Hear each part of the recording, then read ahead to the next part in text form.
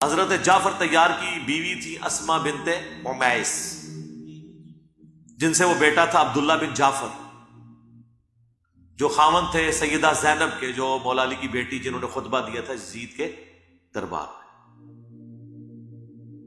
اب جب جعفر طیار فوت ہو گئے تو اس بیوہ کے ساتھ نکاح، اور وہ فوت کہاں ہوئے؟ غزوہ موطا میں شہید ہوئے، بخاری میں آتا ہے۔ تو شہید تو زندہ ہے اور ہے بھی آل البیت میں سے۔ ان کی بیوی نے نکاح کر لیا حضرت ابو بکر کے ساتھ، ان سے محمد بن ابی بکر پیدا ہوئے۔ محمد بن ابی بکر کی عمر ہارڈلی 5 سال تھی، حضرت بکر بھی فوت ہو گئے۔ تو اس بیوہ کے ساتھ پھر نکاح کر لیا مولا علی نے۔ مولا علی نے محمد بن ابی بکر کی پرورش کی، اور عبداللہ بن جعفر، یہ 2 لاڈلے تھے بچے جن کی پرورش حضرت علی نے کی ہے۔ اور اس لیول تک لاڈلے کہ عبداللہ بن جعفر کو تو اپنی بیٹی بھی دے دی زینب، اور محمد بن ابی بکر اس لیول تک لاڈلے کہ جنگ جمل میں وہ حضرت عائشہ کو جا کے سمجھا رہے تھے۔ تو ایک اسما بنت امیس ہے، انہوں نے کتنے مردوں کے ساتھ شادی کی ہے، یکے بعد دیگرے جب فوت ہو گئے ان کے خاں۔ تو اگر شہید زندہ ہے تو وہ شادی کیوں کرتی جا رہی تھی؟ سب کہانی آپ نے بنائی ہوئی ہے۔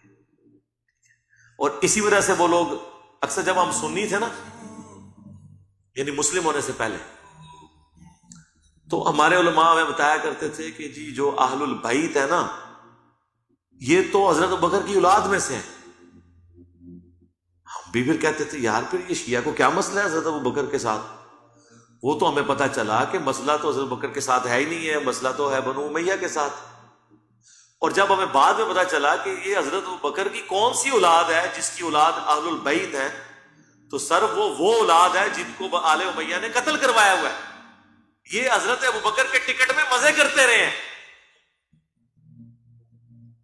قاسم بن محمد بن ابی بکر، جس کی حدیثیں ہیں بخاری کے اندر، وہ محمد بن ابی بکر کے بیٹے ہیں۔ محمد بن ابی بکر حضرت ابو بکر کے بیٹے ہیں، لیکن پرورش کی ہے مولا علی نے، کیونکہ حضرت ابو بکر تو فوت ہو گئے تھے، یہ چھوٹے سے تھے۔ ان کی والدہ کے ساتھ حضرت علی نے نکاح کر، اور جنگ جمل میں وہ اما عائشہ کو سمجھانے والوں میں تھے، بلکہ جب اما عائشہ کو واپس رخصت کرنے کی باری آئی تو مولا علی نے محمد بن ابی بکر کے ذریعے ان کو واپس بھیجا۔ دوسرا بیٹا حضرت عبد الرحمن بن ابی بکر، ان کو بھی آل امیہ نے قتل کروایا۔ یہ وہی ہے نا جس نے بخاری میں آتا ہے، جو کھڑا ہو گیا تھا جب وہ مروان خطبہ دے رہا تھا کہ اللہ نے امیر المومنین کو یہ سجایا، وہ امت کے وسیع تر مفاد میں معاویہ ابن ابی سفیان اپنے بیٹے یزید کو خلیفہ بنانا چاہتے ہیں، تو یہ کھڑے ہو گیا، اس نے مخالفت کی۔ ان دونوں بیٹوں کی اولادیں ان کے بعد میں آپس میں شادیاں ہوئی، تو حضرت امام جعفر صادق پیدا ہوئے۔ امام جعفر صادق کی جو نانی ہے نا، وہ حضرت ابو بکر کے ایک بیٹے کی اولاد ہے، اور ان کے جو نانا ہے نا، وہ دوسرے بیٹے کی اولاد ہے۔ تو وہ کہا کرتے تھے مجھے ابو بکر نے 2 دفعہ جنم دیا، کیونکہ ابو بکر کے 2 بیٹوں کی اولاد میں سے۔ لیکن یہ نہیں بتاتے کہ ابو بکر کے وہ 2 بیٹے آل امیہ کے دشمن تھے، اور آل امیہ ابو بکر کے ان بیٹوں کے قاتلین ہیں۔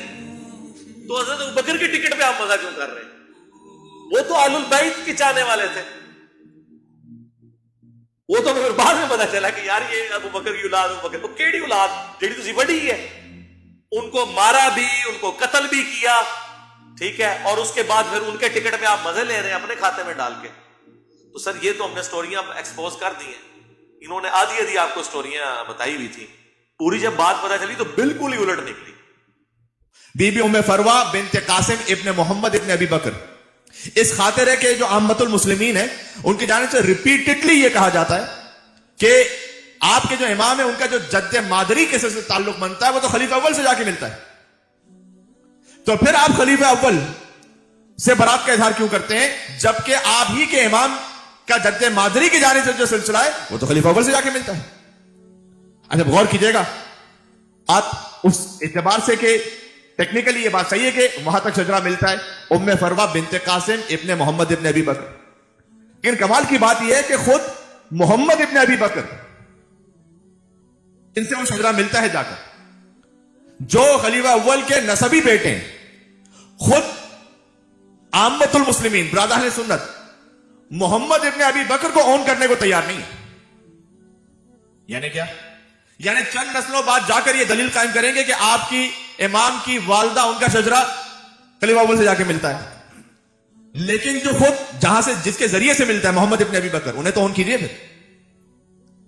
इसलिए कि वो तो है ही खलीफा अव्वल के डायरेक्ट औलाद है ना, और बीबी अस्मा बिन्त उमैस के।